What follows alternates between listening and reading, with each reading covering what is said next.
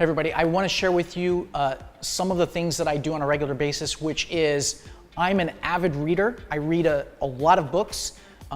If you've ever seen some of my old pictures, I've got all those bookshelves behind me. A lot of those books are actually linguistics books, and I love them because they're great for not having on a computer screen. They're great for just putting out on a table and referencing a lot of different stuff.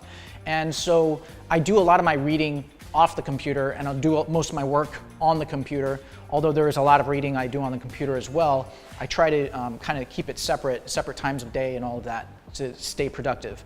I generally like to get all of my reading done. I like to pick up a lot of nonfiction books, and some of these books are written recently by authors. And one of my favorites is Anti-fragility, and Taleb has written about this concept. And what I love about this book is that he's talking about how fragility and being able to sustain and keep going forward is different than being anti-fragile. So the best example of what anti-fragility is us being human, biological, is that the more pressure that we put on ourselves, the stronger we get and the better we get. So putting yourself outside the comfort zone actually makes you stronger. Whereas if you do the exact same stressors onto a robot or a mechanical device, it actually breaks down over time. So that's the amazing thing between biological and robotics, is that we humans, we generally do get stronger. And so that's the great thing about anti-fragility. But it's also, how do we incorporate that into our lives? How do we incorporate that into our businesses? How do we incorporate that into how we think and approach things in life?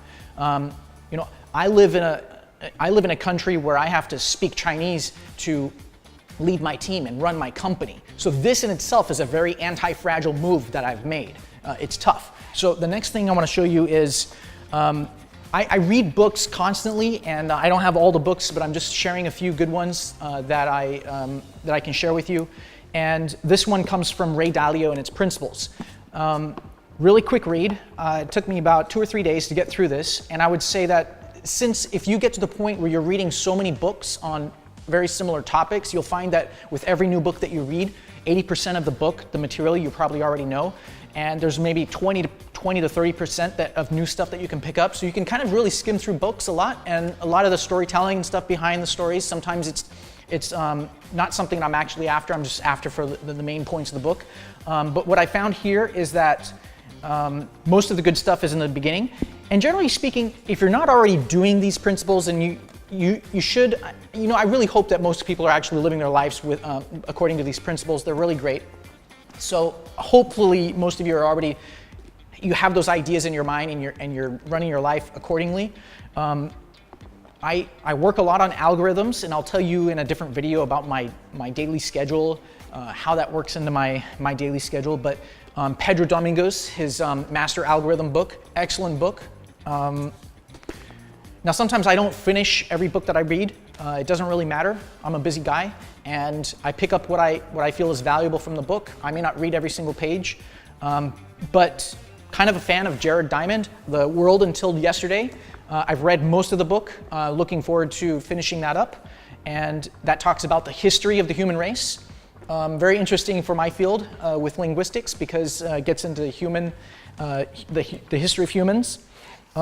This one, probably not too many people have heard of this guy, Jaron Lanier, and his book is called Who Owns the Future? And so he's kind of an eccentric guy. I looked him up online, and he's really into music. He's got this room full of music. He used to be a programmer, and so he's really into the tech, but he has a very different viewpoint with things. And I think that he's if a book says something about the future and future trends, I'm probably going to read it. I like to read those things. This is not really a book to read, but it's a great manual to keep on the desk or have at arm's length. The Decision Book, great. A lot of great little things to help you make important decisions on a daily basis. And Startup Nation. Since I live in Taiwan, I think that Taiwan has a lot of parallels with Israel. And so learning from Israel's story, what they've done, how they've been able to accomplish so much, also helps me understand Taiwan's positioning in the world. But there's so many things to learn from the culture here and how we can incorporate that into, if you read about this in their story, and the road that they came along, you may be able to pick up some tips and tricks to help you in your own life, help you with your business, with your team, the teams that you work on, or your team management. And I think that all of these books have really great messages that they share. So a little bit about what I've been reading over the past year. Another one that I don't have here is The Innovators by Walter Isaacson. Love that book. And let's see, what else have I read recently? I'm actually looking forward to reading his new book on Einstein. That'll be fun. And anything that comes through the financial or the business section, if it's some new topics or something, I'm probably going to read about it. Exciting stuff out there. And I usually follow Bill Gates and other leaders, what their reading lists are, and try to keep abreast of what they're putting on their lists and make sure that I get my hands on it as well. And I think that's pretty much enough, because you don't want to overdo it. You don't have time to read through everything. And I also want to leave a little bit of time for literature reading and fictional reading sometimes. And so that's pretty much all I can handle. But I'd love to hear your feedback, so let me know in the comments below. I've got so much that I want to share with you guys, so don't forget to click the button below and subscribe.